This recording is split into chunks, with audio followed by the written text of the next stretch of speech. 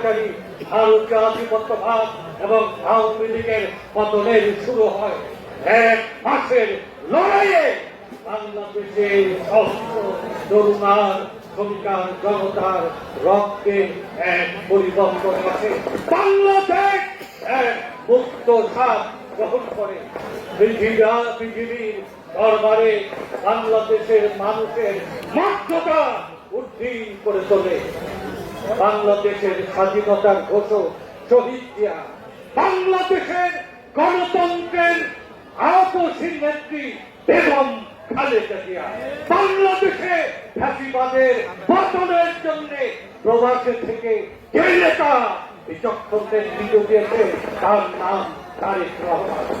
তার নেতৃত্বে বাংলাদেশের দুঃখী মানুষের মুখে হাসি ফুটানোর এক মহেন্দ্রক্ষণ বাংলাদেশে অপেক্ষা করছে।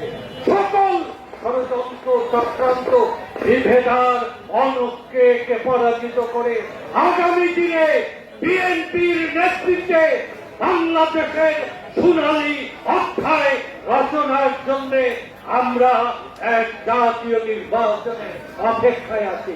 এই নির্বাচনের মাঝে যে কালো মেঘ অনুক্ষ রয়েছে সবগুলোর নিরসন করে আপনার এই চাটমোহর, ভাঙ্গুড়া, ফরিদপুর থেকে আমরা বিজয়ের ঘোষণা দেব। বাংলাদেশে আমরা বিজয়ের ঘোষণা দেব।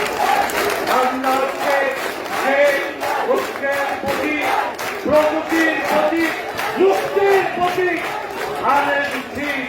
আমরা হাসান জাফির তুহিনের পক্ষে আমাদের ভারপ্রাপ্ত চেয়ারম্যানের আদেশ এবং নির্দেশ ক্রমে আমরা শুধু আনুষ্ঠানিকভাবে তুলে দেওয়ার পরেও এখানে প্রার্থী পাওয়া চাওয়ার যে আজকে বিভিন্ন দ্বন্দ্ব রয়েছে, সেই সব দ্বন্দ্বের আমরা মর্যাদাপূর্ণ, শান্তিপূর্ণ নিষ্পত্তি করে বাংলাদেশকে সকল মানুষের বাংলাদেশ গঠনের জন্য, যে বাংলাদেশ গঠনের জন্য শহীদ জিয়া আমাদের এই দেশের জন্য জীবন উৎসর্গ করে গেছেন, যে মাটি কান্দে খালেদা জিয়া আজকে পড়ে রয়েছে, যে ভবিষ্যৎ সোনালী দিনের জন্য তারেক রহমান অপেক্ষা করছে, সেই সোনালী দিন আসবে ধানের শীষের বিজয়।